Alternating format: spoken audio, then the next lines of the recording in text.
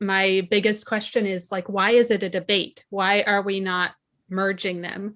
Because that is where the power is. When you're doing reading intervention through the arts, when you're doing math intervention through the arts, that's the way you really reach the kids. You're engaging them. They're excited.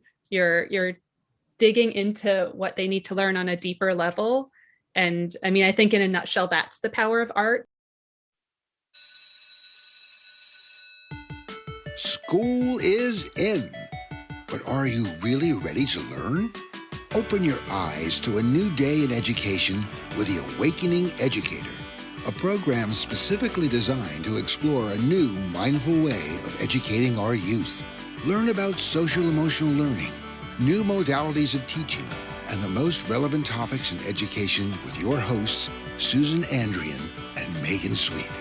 Susan and Megan will take you inside the issues by looking at them from different points of view, from policies and research to teaching models that are actually used in schools. There's never a dull moment in this classroom. Have any questions you'd like to ask? Maybe you have knowledge you'd like to share, and share your thoughts live on air. Grab a pen and paper and get ready to open your textbooks and minds to a new way of learning on the Awakening Educator. Hi, everyone. Welcome to the Awakening Educator. I'm Megan Sweet And I'm Susan Andrian. Always with Susan Andrian. And today we have the great fortune of speaking with Rebecca Potts, who is a teaching artist, and we'll hear about arts education writ large, but also teaching arts education during a pandemic, what that looked like. Rebecca will share some ideas with us about ways that art can support kids as they move through this time, and some strategies for educators. So we're really excited to have you here. Welcome, Rebecca. Yes, thank you so much for inviting me and having me come on to talk about a topic I'm really passionate about. So yeah, that's great. Yeah. Can you give us a little bit of your background? Tell us a little bit about who you are and how you came to be an arts teacher. Yeah, so I am a visual artist, a mom, an educator. I've been teaching art and working in arts education for, can't keep track now, 15 to 20 years, and have taught all ages from the little tiny like pre-K up through adult. Have also worked on the administrative side with some arts nonprofits in New York. So I did that for about 5 years, running programs, managing art ed programs, and helping lead professional development for teaching artists. And for the last 4 years, trying to remember the times, I've been here in Los Angeles as a teaching artist for PS Arts. And I've been teaching at 2 elementary schools, although that shifted a bit with the pandemic. So yeah, that's all of my sort of education background. I also host Teaching Artists podcast and am running an online gallery and sort of building up my own career as an artist. So kind of juggling working as an artist and working as an educator at the same time. Yeah, and as a mom, I got to meet your beautiful daughter, and so those are a lot of balls in the air all at once. Well, welcome, and I want to give a pitch that one of Rebecca's pieces is behind her there. So, cool! It just keeps drawing my eyes in. So, yeah, it's beautiful. Yeah, so thank you. I'm really excited to listen and hear about what this transition to online art. Teaching art is. I am not an artist, but I definitely live in a creative space and love doing art. I mean, I'm an artist in as much as we're all artists. And it's a really interesting time to see how all of our creative endeavors have changed and grown.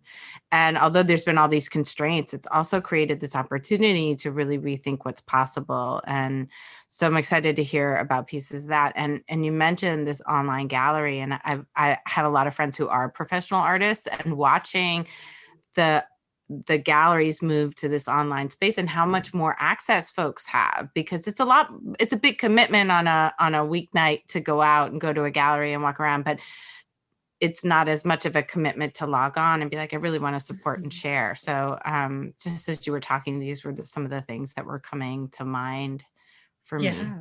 Yeah, absolutely. That that shift for me as a parent of a young child was huge. Like it felt like the world shut down, but it also opened up for me, being able to, like you said, log on to Zoom after bedtime and still be here at home. Like I can run to the next room if I need to, but I'm also there in the gallery virtually. I feel like there's some magic there. There's the things that we don't want to lose, that we don't want to revert back to. So this sort of opening up of access to artist parents, artists in like rural places. I speak to a lot of artists and know a lot of artists who just aren't in the sort of art centers. So that is huge in terms of the way the pandemic has shifted the art world. And then I think for education, that also opens up this opportunity for students from all over, students to still be in their classroom or sitting at home and go visit virtually, visit a gallery, visit a museum. So I think that's really important. Yeah. I think it's been one of the exciting things to see. And I don't know to what extent they were available before the pandemic, but I do think they're human beings are adaptable and innovative creatures. And it has been inspiring for me to see how places that generally relied on in-person visits. And I would say that art is beautiful online, and in person, you get a different depth and perspective. And so also important, but how much has been brought online, that you can do a museum tour, and that they're creating these tours. I actually was in an arts talk last night about a different artist. Someone hosted it and just showed all of her pieces and gave some history of her. And that's something that I would have necessarily even tapped into before, because I would have been out and about or just distracted. But having these offerings be available now is really such a cool opportunity, and great for working artists, especially ones that have a lot of balls in the air. So we'll have to make sure at the end of the hour that we get all of your museum information, or your gallery information as well, so we can make sure folks know about it. I think I would love to start with why arts education in general. And I think Susan and I are already sold, so you're speaking to the choir here. But I think there is this, I spend most of my career in school innovation, doing school innovation work, but also working on the budget side of things. And arts programming is often the first thing to be cut or to be reduced. And I get it when you're like debating arts programming, or are kids going to get reading intervention? Like, I understand the debate, but I also feel like there's so much loss that comes when we eliminate arts programming. So I'd just love to hear from you. Why do you think art is important for kids? Yeah. And I feel like in those debates, my biggest question is like, why is it a debate? Why are we not merging them? Because that is where the power is. When you're doing reading intervention through the arts, when you're doing math intervention through the arts, that's the way you really reach the kids. You're engaging them. They're excited. You're digging into what they need to learn on a deeper level. And I mean, I think in a nutshell, that's the power of art, that it's, I think you mentioned earlier that all humans are artists, that, we have that like creative bug, no matter if we call ourselves an artist or not. So there's something like innately in us, that creativity that's sort of innately in us, that connects on a level that some of the other like academic subjects, and also the way subjects are split up in schools, just don't do. Talking about teaching the whole child, that's where the arts come in, that the arts can be connected to all the other subjects and can also act as a connector. So drawing those connections between reading, literacy, and history, social studies, like there's something there where arts can weave those connections. And then, the other big thing that I notice with students and that I think about a lot is the arts as a way to teach, 21st century skills, the 4 C's, all of these sort of buzzwords, but they really are a way where you're having to put to work your critical thinking skills. You're having to collaborate often. You're researching to figure out what you're going to create, think about the topic, and then how do I like translate that visually. There's just so many skills that are really, really necessary in the real world that aren't explicitly taught really anywhere, and through the arts can be explicitly taught, or can just like, they're just part of it. They're part of the process of making art. And I guess when I talk about the arts now, I'm a visual artist, but I'm thinking of all of the art forms. So, music, dance, theater, all of these things do what I'm talking about. They all create these connections, and connections between subjects, but also connections in our brain, connections between like the brain and the body. Yeah, it's, even though I'm not a professional artist, I do come from family of professional art. My sisters are professional musicians. They're with No Small Children. They created the music for our podcast. My husband's a screenwriter. My son's in an arts high school doing film. And so I'm surrounded by arts, and I live in this creative space. And there were a few things that, as you were talking, were really resonating for me.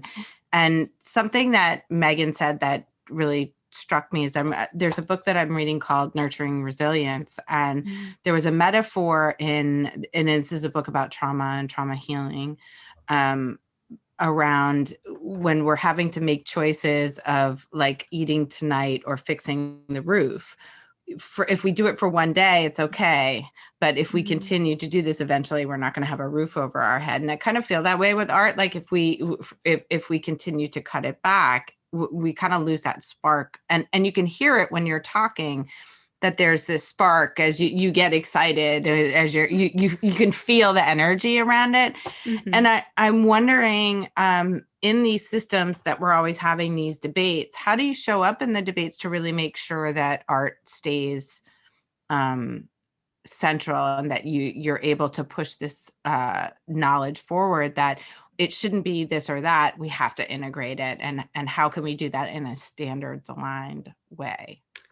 Yeah, I think that those last words really hit on that. When you're talking to people who are not in art education, talking to administrators who are looking at the budget and going, how do we do this? I feel like usually it's administrators who agree, who are like, I think art's valuable, but when they're weighing the scales and they're just looking at it as like this or that, I guess what I would say is providing them with the in-between, like providing them with how do you merge them? Not just saying you need to do this, but how do you do this? And that's where there's a teaching artist who I spoke to named Pat Cruz, who runs an organization called Teach Artists, I believe it is. I'll have to share the information. But she worked in Maryland for a long time with an organization there that was training teaching artists, and they would bring together an artist and a teacher who was not an art teacher, and into these institutes that were, like a lengthy sort of institute where they have time to sit down, plan together, collaborate, kind of figure out where are the overlaps in what they want to do. And also starting with sort of backwards planning. So some of the examples she brought up were in second grade, we're trying to teach verbs. Kids in reading intervention need to learn verbs. Instead of just saying, here's this list of verbs, memorize them, that she would teach them through dance. So we're using movement, and movement is perfect for this. You can build in theater and have like tableaus, but it's something where then the students that are participating have this full body thing that's helping spark their brains and helping them remember what's going on. They're getting art while they're getting the reading intervention. And there might be a slight like increase in budget because you do need that artist to come in and help with that program, but it's not like double the time. It's not double the budget. So I guess giving those really concrete, really specific examples like that to the people who are working on those budgets, and saying like, this is possible and this is how we do it. Yeah, I appreciate that, Rebecca. It's actually something I talk about a lot around social emotional learning and instruction, because when you said it's not art alone, and I heard myself do it too. I turned it into an other and a separate thing as I was introducing it. But it's the venue through which you do other those core subjects. And I think that's just a really powerful shift. And I bring it up a lot around social emotional learning because I think good teachers just do that automatically. That's just who good teachers are. They can always learn to do more, but they attend to that naturally in the way that they do their school day. So yeah, you can have a curriculum, but really it's much better, much more impactful if throughout the day it's a social emotional learning is integrated in and it's safe. I will give two examples as a former history teacher, just because sometimes people love like the concrete. And then after that, I'm going to take us to break. And then when we come back, we'd love to hear a little bit about some of the challenges of bringing art through this virtual world. But two examples that came up for me as you were talking that I just think are helpful to think about it. Actually, our very first guest on this podcast was a man named Dr. Larry Cuban. And he was my professor who taught me how to teach social studies. He came out of Stanford. But his whole way of teaching social studies was through political cartoons. Now, whether or not we want to call that it's not whether or not that's fine art, but it was through art. And he also used metaphor. So I was trained as a teacher to use imagery or pictures as a framing for how to teach. And he loves political cartoons because I think, it's history and it's a good connector, but he actually taught a lot of history through the use of those pieces of art and how those showed up and what the reflection was on the society or what their values were or lacking, depending on the political cartoon. So that's one example that I think if teachers are trying to figure it out, and even having a teaching artist is hard, that's a simple way to go about it, or integrating poems or poetry in to a history lesson. I'm a history teacher, so that's where my framing is going to come. The other one I did, just for my middle school folks out there, was I taught world history for a long time, which is basically you cover the beginning of man through till the birth of Christ or something. It's a long range that you talk about, and then you go all these different countries. But I always taught in what's called a Persia. So I'll just share that, which is people, environment, religion, social structure, innovations, and art. So every single place we went to, we focused more on those 5-6 categories than anything else. And so, it was a way for me to bring art forward into the classroom all the time. So we explored the art and what the art might have said about the people. And we created art as well. So then we would create things that were related to it. I grew up in a fairly creative family too, so that I was drawn to that. But so again, little simple ways that you can start to bring art into the classroom and just intentionally bring it in as a helpful starting point, because it's a different way of learning and expressing ourselves, and that's really important. So that was a lot of me talking. I'm going to take us into a quick commercial break. We'll be right back. When we come back, I'd love to hear about how you take art into the virtual world from this last year.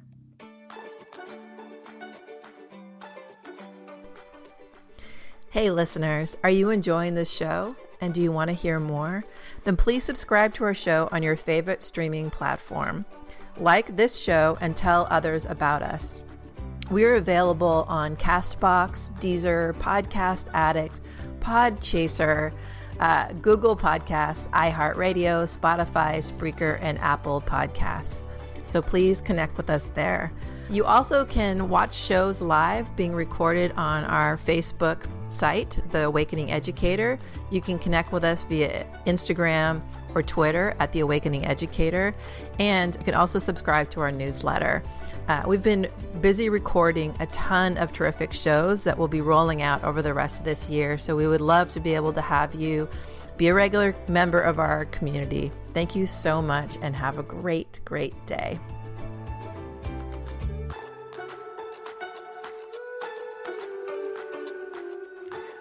Welcome back, everyone. We're so excited to be here today with Rebecca Potts, teaching artist, talking about moving teaching art to online virtual world. Before we went into break, Megan was really talking about some concrete examples of how she used art as a history teacher. And now we'd really love to hear, it was such a quick pivot for so many people. So curious to hear both about your process and what have been some of the innovations in your teaching or some of the ways that teaching online has really shifted your practice that will remain. Mm-hmm. Yeah, for me, so I had been shifting in my classroom to TAB, which is teaching for artistic behavior, which is a sort of radically choice-based method of teaching art, where they talk about it as a 3-sentence pedagogy. The classroom is the studio, the child is the artist. What do artists do? So making that shift meant I'm turning my classroom into a studio. And then, I was about half a year into that when I no longer had a classroom and we all went home. So that was quite a shift for me just because of where I was in my teaching. And I really struggled to continue that method via pre-recorded videos. Because I was a teaching artist and not a credentialed teacher, I wasn't in Zoom classes with my students like I know a lot of teachers were. So I was making videos, sending them off to the classroom teachers, and then sometimes would get emails back from parents or teachers, sometimes would just send it sort of out into the world and not really know what was happening with it, So I think one of the biggest challenges was teaching without that adjusting on the fly that you do, teaching without really knowing whether things were landing or not, where they were landing, how they were landing. If, some students were like all about it and really understanding and really engaged, and some students were not. So just having no feedback was really, really challenging. And I know that wasn't the case across the board. I've spoken to lots of teachers who were basically in Zoom all day. So they had that feedback, but it was a different set of challenges for sure. I think the things that were exciting were being able to use some of those online resources, being able to share links to videos of artists talking, links to galleries and museums, and say, hey, go check this out when you have time, which in some ways extended the amount of time I could have. One of my former challenges in the classroom was just having such a limited time with my students, having, less than an hour a week for 10 weeks. Wow. Was really, really short, like a very small amount of art that they're getting, and trying to cram as much as I could in there, including a little bit of contemporary art and art history and, getting to see artists talking. So being able to do that digitally, I think is something I would love to remain. And then also being able to share sort of digital art making tools with students and just seeing, they are brilliant on a computer. Even I have a 5-year-old and she can work that iPad way better than I can. Like she knows so much. And that's what they're going to be doing. So being able to continue developing their media literacy, their technical skills, I think is really important and really exciting. Yeah, I think I think it's one of the things that folks don't always appreciate about educating in general, but that feedback that you're talking about, like we rely so much on our sense of what's happening. It's one of, I think anybody who works with kids, it's a superpower, and folks that don't work with kids, any kind of working with a group will require some of that feedback, but kids, you have to be fast and you have to be responsive, because if you don't respond, things are, they're going to keep going, because that's what kids are like. And I think that's been one of the biggest challenges and also areas of innovation this year is how do you get that feedback or that interaction when you don't have that direct human contact. So I love some of the examples you gave around, things for kids to do, ways for them to use, do art digitally, and but also hearing the challenge that was, like, that's a really tough place to be in, to have this passion and be in the middle of transforming the way you're doing that work, and then have everything stop and have to teach via videos without that even just feedback of whether or not they were received, let alone how they landed with kids. That must have been really challenging. So Yeah. It's a very different thing. It's almost like being a TV. I mean, Right. it's a very different thing. And in a way, with 10 hours, with 1 hour a week for 10 weeks, getting them that community building that you really need to do would have been difficult. It's hard in the classroom, but it would have been even harder on Zoom. So I just thinking about all of those complexities and the way that worked out. And I'm curious, how did you hear what were the kids that came back, and how did they share their art with you? And was there, did you find a way to increase that feedback loop or to highlight the work that they did and make it visible both on a larger scale to the whole class or to the whole school? Were there some ways that happened? Yeah. So the schools, I had been working with 2 schools, and they're, in the same district. So they're kind of like partner schools, sister schools. We had some Padlets. So that's probably a tool most educators listening know, at least now. I had never heard of it before the pandemic, but I love it now. I mean, I think that's a great tool that hopefully will stick around.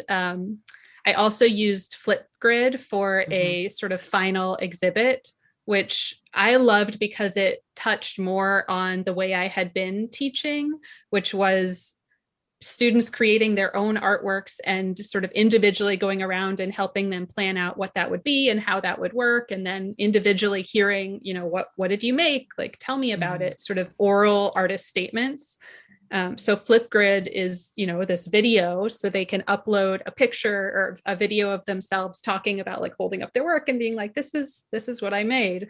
So that was really beautiful to be able to see that and then also have it shared school-wide. And then the other, so we had Padlet, we had Flipgrid, then we also did this collaborative project from afar, which I had always done, like each year I had done a big school-wide collaborative project. So this time I just tried to really sort of simplify it and asked any student who wanted to send a square artwork, and we made sort of a quilt that I put into like a website and shared with the whole school community. So they had, they could zoom in and see each individual little square, but it also became this really beautiful, like final digital artwork. So those were some of the tools and some of the ways that I continued sort of that collaborative aspect and got to see what they were doing and hear from them other than just email.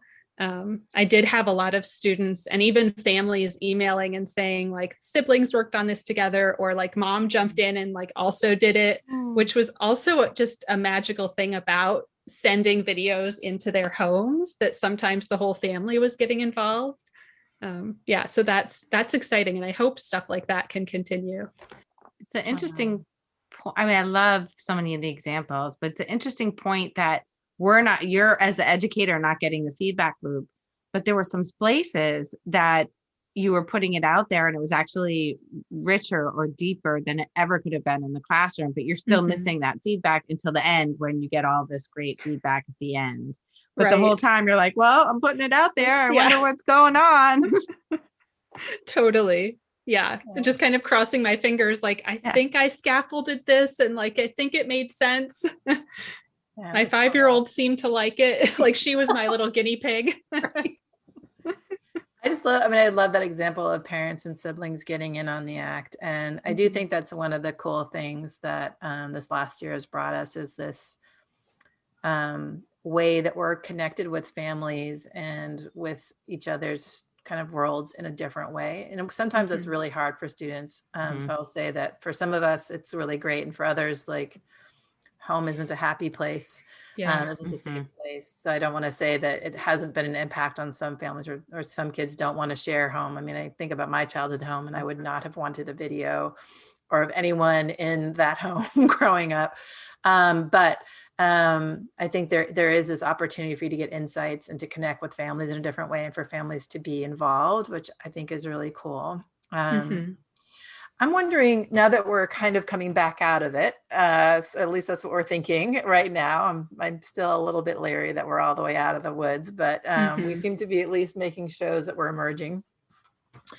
how can art help kids now? Because I think it's one of the things that I'm the most worried about. And I'm a school board member, and this debate comes up a lot around just this urgency for students to come back to school. And I've been saying in the board meetings, and Susan and I talk about it, this isn't over by a long stretch, even when we're back in the building again, even when we're like, everything looks normal on the outside, we're going to school, we're doing all that stuff.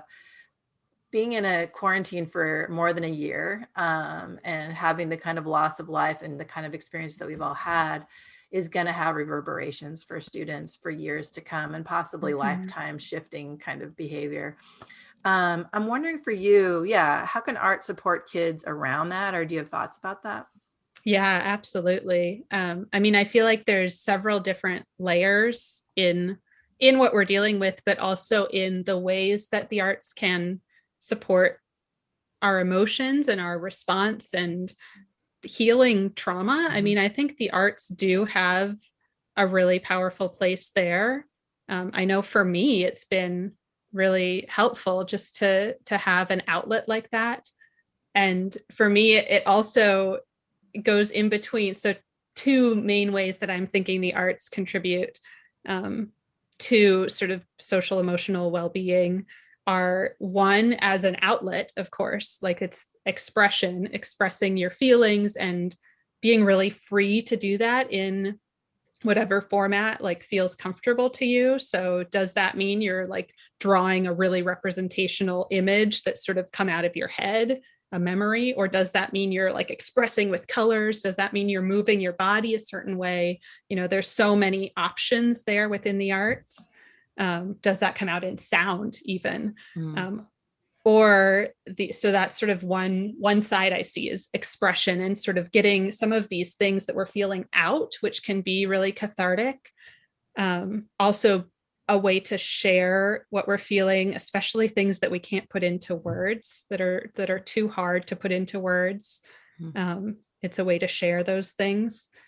But then it also can be a place of sort of peace and calming. And there's, as a visual artist, I always come back to this drawing exercise that I do as like a drawing warm up, where we use both hands and just like draw circles. So the bilateral stimulation. So it's the Linda Chapman art therapy. She uses this in art therapy a lot. So when I do use art in therapy, it's really grounded in that healing. But Linda Chapman, who is a local Bay Area and kind of a national art therapist, it starts every session with the bilateral scribbling and working with that. And I use that with kids too, as well, and the interns that I supervise. And I think it does, just like you're saying, it sort of primes your nervous system to get into that creative space and be able to work through whatever it is that's happening.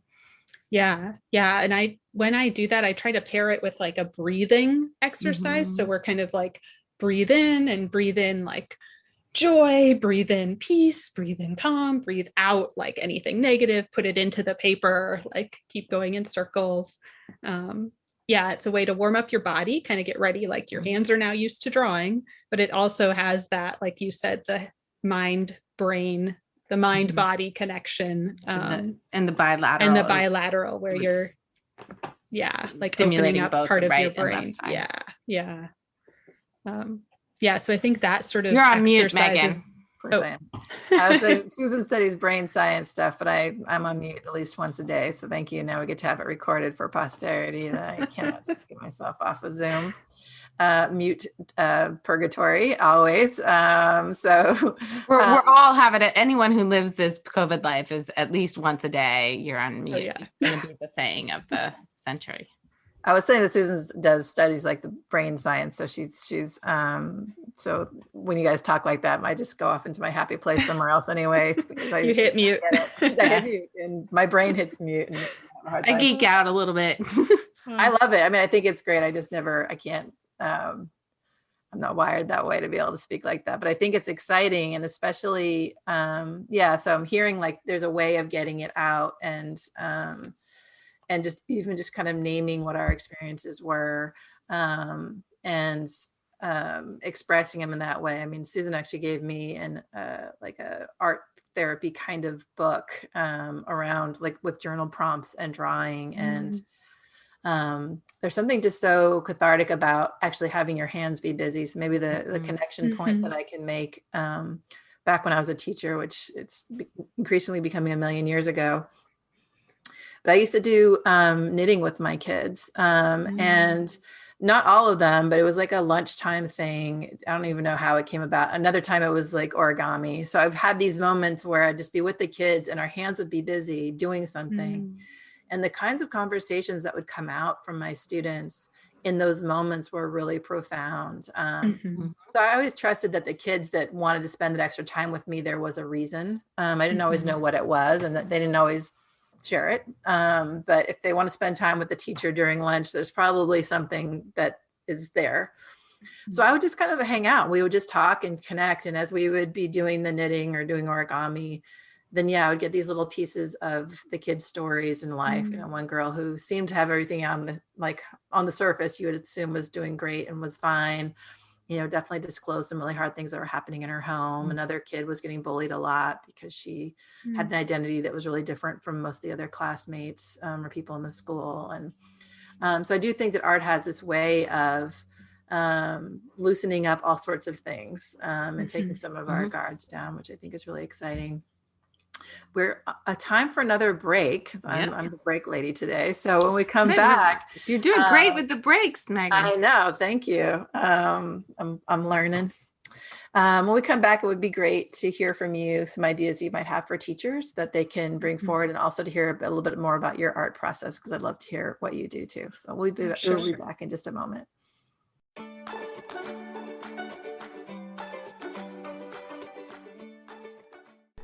Are you ready to change the way we do school? Yeah, me too.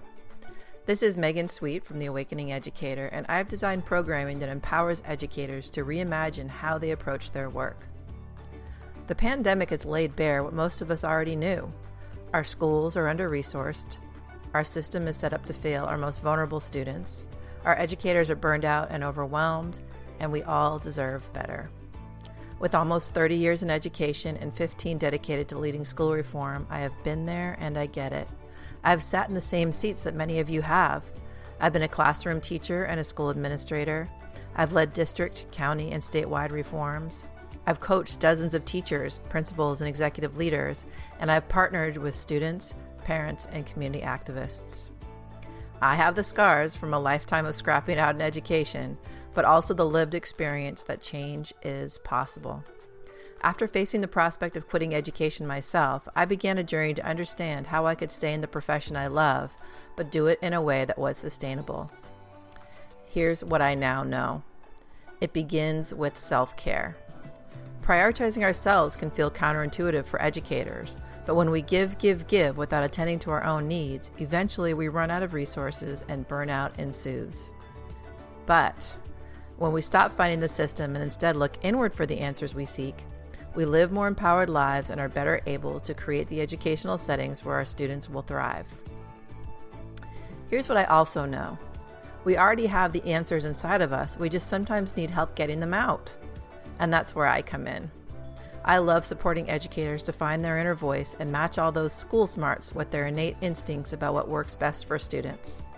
My superpowers are listening well, synthesizing ideas, and breaking complex processes into understandable and accessible parts. How will we do it? It all starts with doing what I call self-work, dedicating time and attention to building a relationship with ourselves. We do this in a course I call the Beliefs Lab. By the end of this course, you'll understand why self-care is essential for being an effective educator, and you'll have strategies you can use right now. You will also get a handle on some of those beliefs that are helping you and those that are getting in the way. The next step is doing the schoolwork, leading classroom and school change.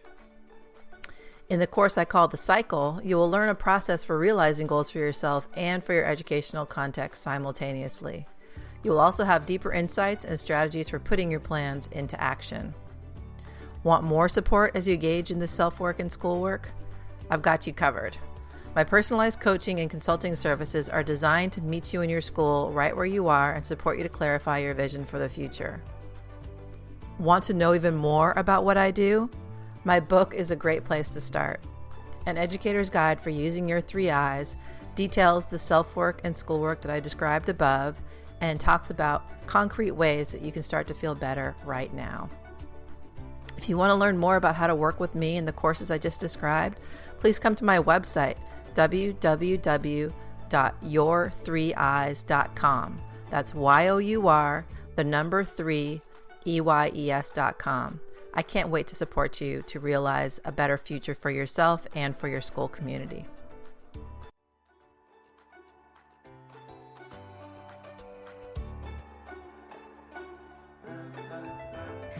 Welcome back, everyone.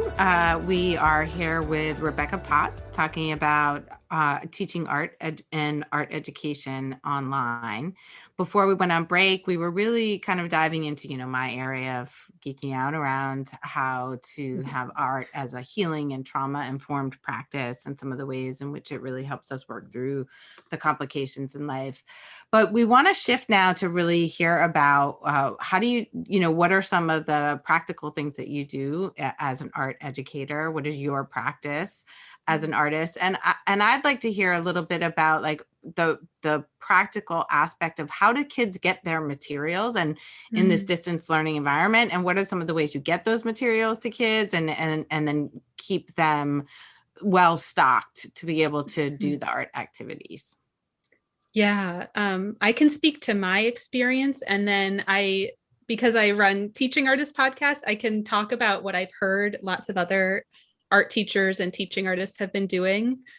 For me personally, so I work for a nonprofit here in Los Angeles that when we first kind of went into lockdown, it was just like, okay, I guess now we are creating lessons using recycled materials, no food items, nothing they're going to have to buy, because our kids come from all different levels of, socioeconomic levels, and we don't want to be making this harder on them.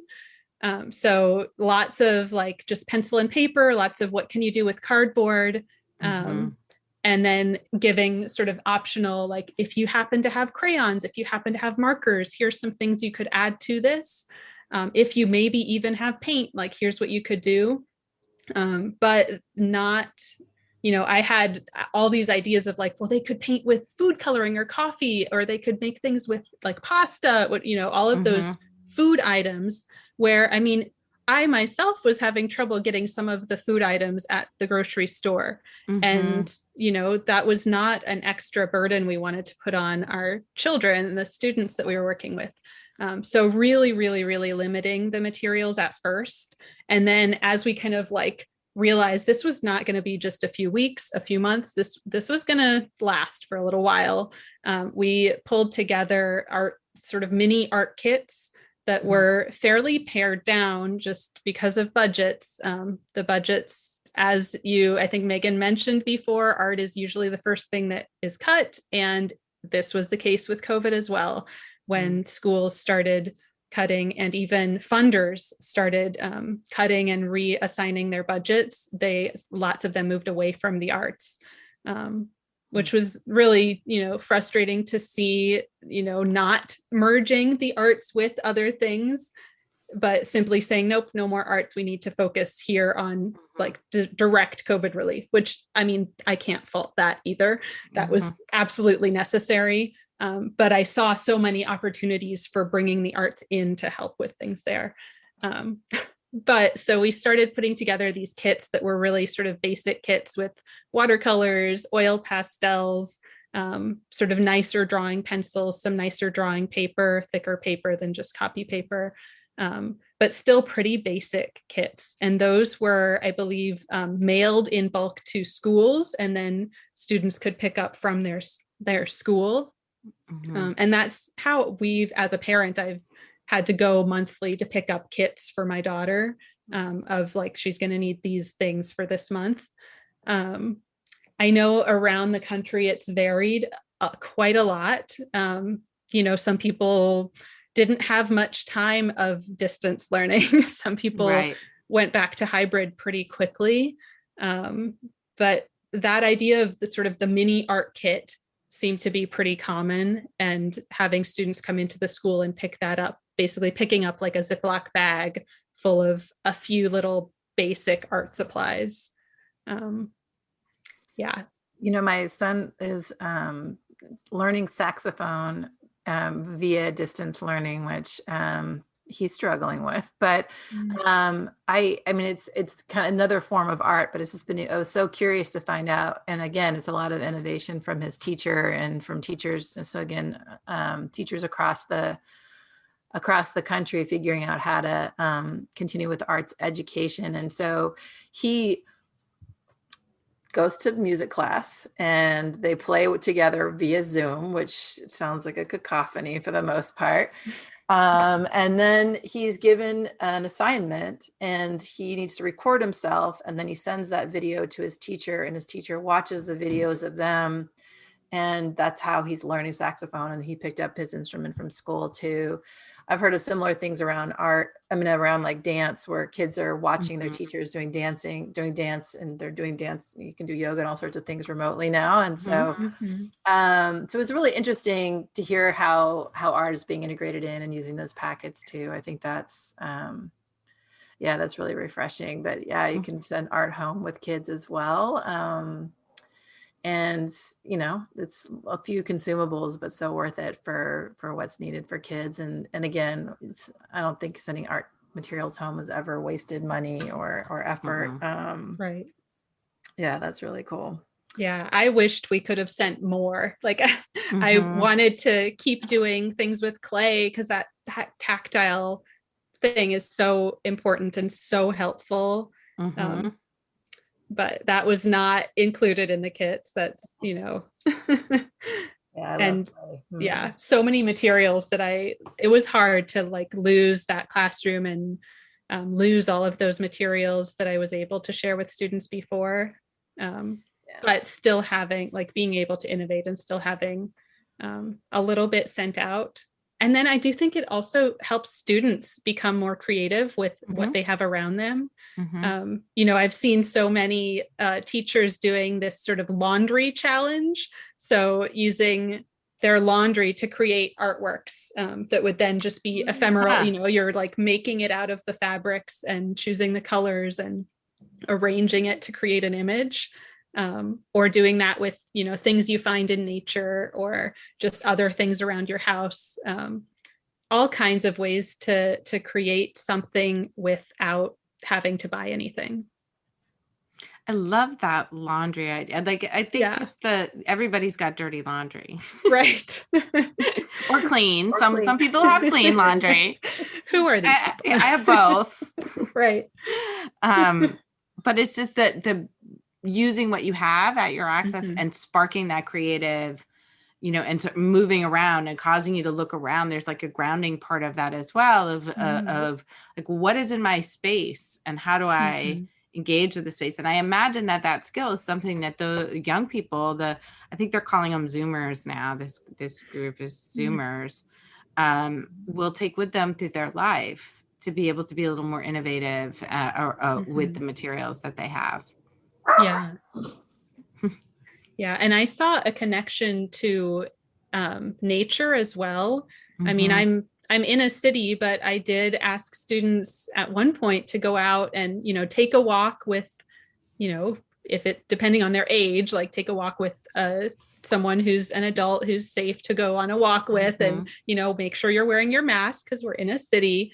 But what can you find outside? Can you find sticks and leaves and rocks and even bugs? Like, what do you see that you could make something with and arrange that? So, and there's lots of artists, like Andy Goldsworthy's a big one that comes to mind, but there's lots of artists that do work with objects in nature or objects in the home and think of them as these sort of ephemeral things that don't last, or think of them as photography, like they arrange to create these beautiful photos. So lots of examples as well to show students.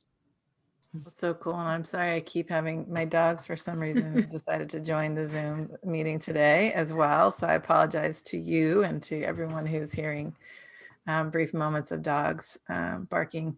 They have an ongoing battle with a crow. And so what you're hearing is actually the crow is coming around, and every time it flies nearby, they're having a moment. So I apologize. The crow is winning today, as it should.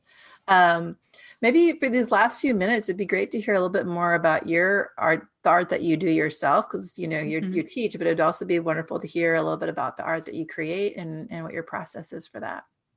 Sure. Yeah, I've been so I'm trained as a printmaker, and which is screen prints, etchings, lino cut, so making multiples on paper.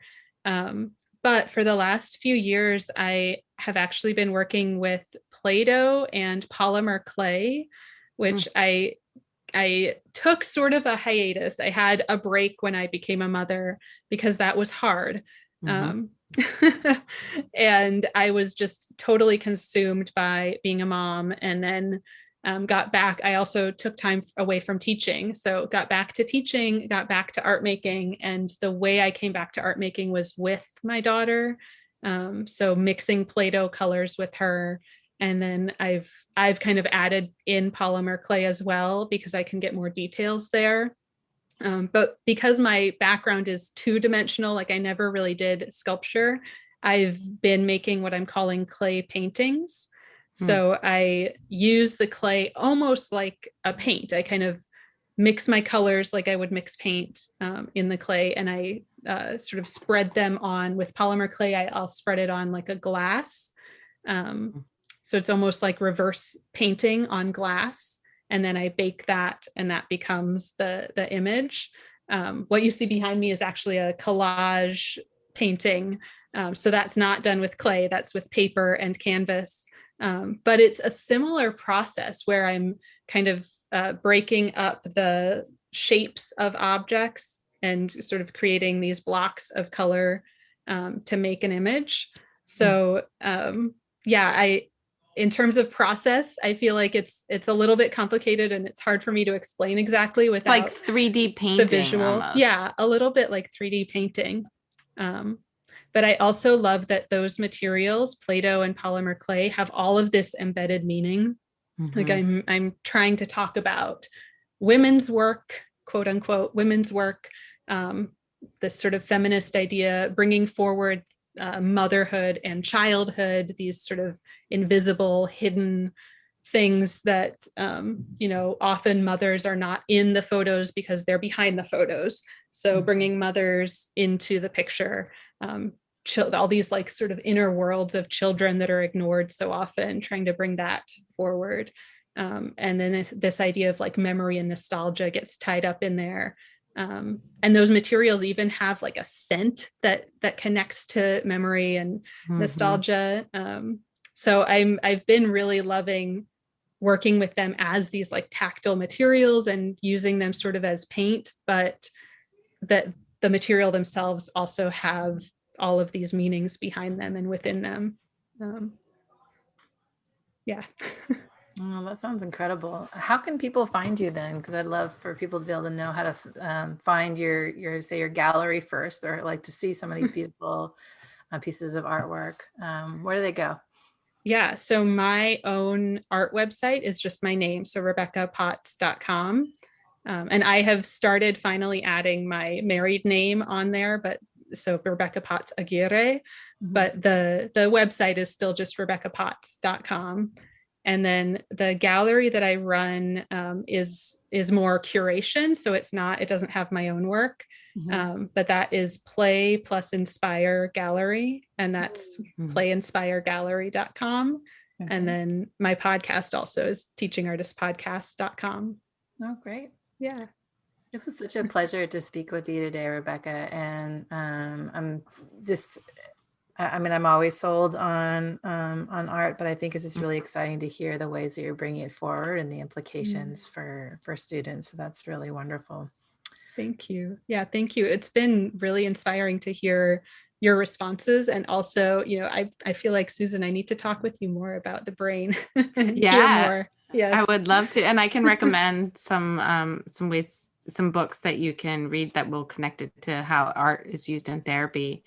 And I think the book that Megan referenced to that I had given her is called What's in Your Heart, written by Danae Black, who is a close, good friend of mine who's here in Oakland, who's been doing spoken word and art, and it started, it's really around self-care. So the book that Megan was referencing is around self-care. So I would love to talk with you more about that. I can always talk about the brain, as Megan alluded to. I get a little nerded out on it. So I love well, that. if you listen to the show, you'll hear more about Susan and her brain connections, which are always profound. Susan, and so I think I introduced this to you, Rebecca, when we talked before, but you probably got it already. I'm the straight man here around like all the traditional educational kind of represent teachers and administrators and kind of that academic side of the schoolhouse. And Susan attends to the mental health and well-being of students and supports with crisis intervention. So we often approach the same topic from very different points of view. So that's what makes our show magic, right, Susan? I think so. And if you guys like this show, please like it, and please follow us as well, and please follow and check out Rebecca's podcast as well, The Teaching Artist. That's really very cool. Susan, you have the last word? Yeah, like us and share as well, because we have so much great content, and this is another show to add to the amazing episodes that we have. Really proud of the content. And for all educators, I think there's something for everybody. Yeah. Thank you, Rebecca. Thank you for your time. Thank you so much. Class is dismissed. Wasn't that fun? Susan and Megan are always happy to greet you on the next episode of The Awakening Educator. Connect with us on Facebook, Instagram, YouTube. Education is the foundation for a brighter future. Open your eyes to The Awakening Educator